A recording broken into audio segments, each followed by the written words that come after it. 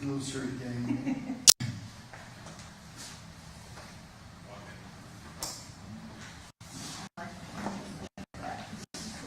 What's that?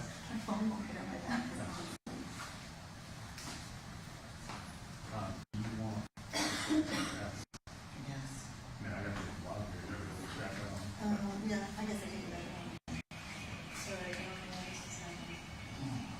Just leave it off. Just leave that off until you get that.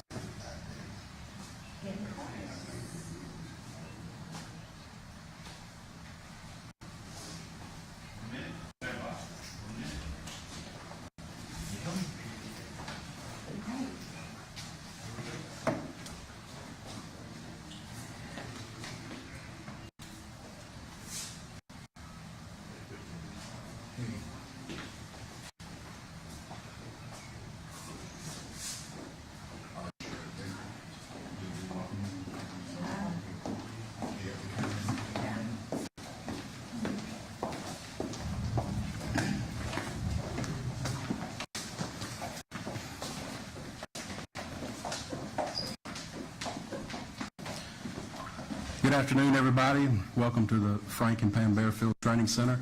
I'm Captain Keith Sescaliba with the Hoover Police Department, and we're here today to provide you with the latest update in the Carlee Russell investigation.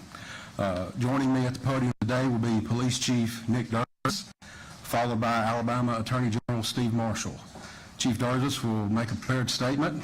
After Chief Durgis' statement is over with, Attorney General Marshall will also offer a few comments. Once that is completed, both gentlemen will return to the podium, and you guys will have an opportunity to ask questions.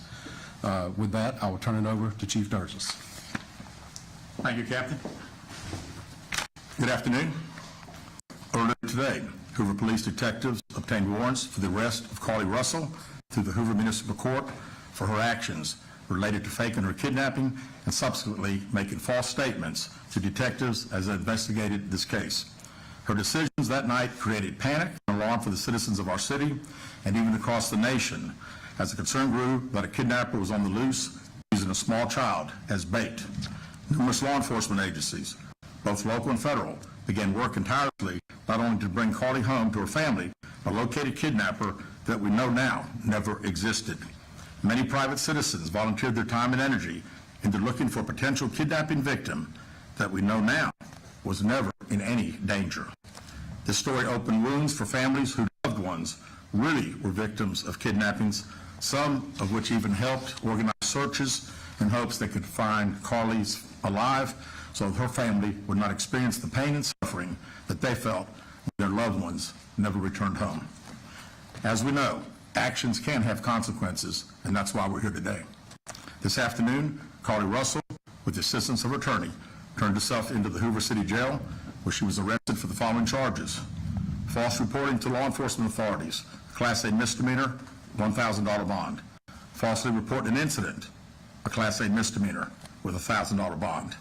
Each of these charges carry up to a year in jail and potential fine of $6,000 upon conviction. Ms. Russell was released from jail after posting bond. We initially presented this case to District Attorney Lanice Washington, who agreed to handle prosecution through district court. After consulting with the Circuit Court of Jefferson County Bessemer Division, the case was referred back to municipal court for charging because the only applicable charges were misdemeanors. Judging from the amount of phone calls and emails that we've received from people all over the country, I know many are shocked and appalled that Ms. Russell is only being charged with 2 misdemeanors, despite all the panic and disruption her actions caused. Let me assure you, I too share the same frustration, but existing laws only allow the charges that were filed to be filed. I can tell you that I will be contacting our state legislatures on behalf of law enforcement in Montgomery and asking them to look at this law applied to these facts and urge them to add an enhancement to current legislation when somebody falsely reports kidnapping or another violent crime. Because of the attention this case has garnered, we've requested Attorney General Steve Marshall's office adopt this case, and they've agreed to do so. The Hoover Police Department wants to thank everyone that assisted us from the beginning and continues to assist us in this case as we work its way through the criminal justice system. Joining me at the podium today is State of Alabama Attorney General Steve Marshall. Thank you, Chief. Let me begin by commending Hoover Police Department Chief Durgis for his leadership in this investigation. Obviously, this captured many's attention as a result of not only the allegations themselves, but also the concern about a possible victim in being able to return her home. The work that was done by the Hoover Police Department was monumental in its lift, and the results of that work you are seeing come to fruition today with the charges that have been levied. I also want to commend the many other men and women of both state and federal law enforcement for their work collaboratively with the Hoover Police Department in assisting in this investigation. Chief, appreciate the opportunity to be able to partner with you in this prosecution. We will dedicate a team to be able to help the city of Hoover in handling these two individual charges and look forward to bringing this case to fruition.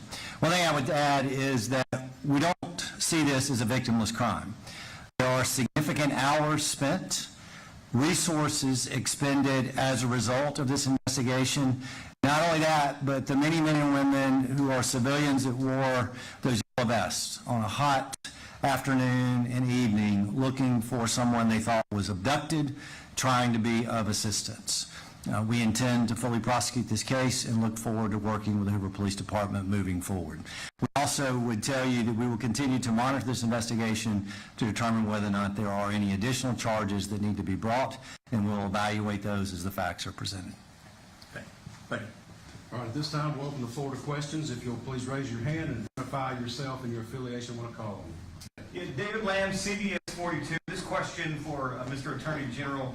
What is it about this case that made it rise to the level to where it was a case that you wanted to take on and be involved in? We handle cases across the state. We have jurisdiction throughout for both misdemeanors and felonies, and when Chief Durgis asked for our assistance, we were more than happy to be able to assist. Is it common for you all to be involved in misdemeanors like a case like this? It's not uncommon. Right here. Keith Mims, WAGG 610, 100.1 FM, Summit Media. Chief, this question is for you. Yes. What time was Carlee arrested today with her attorney, and has she made bail? She has. She was processed in our facility within the past hour. Do you expect any charges to be forthcoming with her parents, or is this just all on Carlee at this point? Right, at this point, and again, I think anything is, all as the Attorney General said, their team will also be searching through our files, and we'll find out what they say. Carol? Carol Robinson with AL.com. Have you, since we spoke last in the press conference, been able to retrace where she was during the 49 hours she was missing, and have you determined if she was with anyone else during that time? We have not found anything out on either one of your two questions. Right here. Valerie Bell, ABC 3340 News. Has there been any decision about a possible civil suit against Carlee and or her family? Also, what impact would this have on Hoover Police Department to have on the criminal case as well?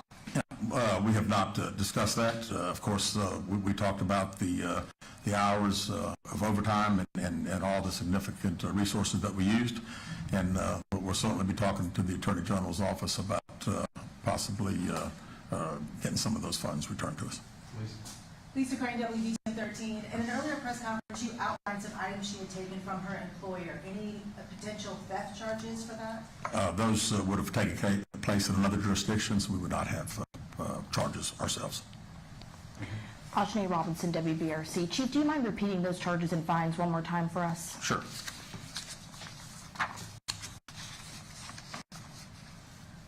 False reporting to law enforcement authorities, Class A misdemeanor with $1,000 bond. Falsely reporting an incident, a Class A misdemeanor with a $1,000 bond. Chief, I know you mentioned this the last time we were together. Just wondering if you have any update on an idea of the cost that the Hoover Police Department expended in those 48, 49 hours Carlee Russell was missing. And one final question, do you at this point have any more information if Carlee Russell acted alone or anyone helped her? Yeah, we have not finished, obviously, the 49 hours. We've been certainly busy since her return, so I still don't have a total on that, and we don't have any idea where Carlee Russell was 49 hours. Right here. Keith Mims, WAGG 610. Chief, let me ask you this. Going forward, there's been a lot of concern in the community as per young black and brown females being reported missing. Would Hoover and other agencies have the same fervor going forward as they did with the case with Carlee Russell? Absolutely. This, as I said initially, our focus was bringing Carlee home when she got home. And then our focus has been to find out if there was a kidnapping. We find out there's not. We work every case like all of the law enforcement does, so I don't have any concern anywhere that would be an issue. And can I echo what Chief said? I've been in law enforcement for 27 years. Yes, sir. Law enforcement throughout this state. I've never seen anybody interested in the color of your skin in investigating a criminal case. And I expect, regardless of your gender, your race, when that report is filed, that Alabama law enforcement is going to do its job. Valerie Bell, ABC 3340. What was her emotional state when she arrived to the jail today, and is she seeking any help at this point in time? I was not there, so I really can't tell you exactly, and I really don't know anything else. All right, last question. Ajane Robinson, WBRC. Chief, what are next steps after this? What is going to happen next? Well, right now, the Attorney General's office attorneys will start dealing with our detectives and going through case files and preparing the prosecution, I presume. Thank you guys very much. Will y'all be releasing a mugshot? Yes, we will momentarily. Thank you. Thank you.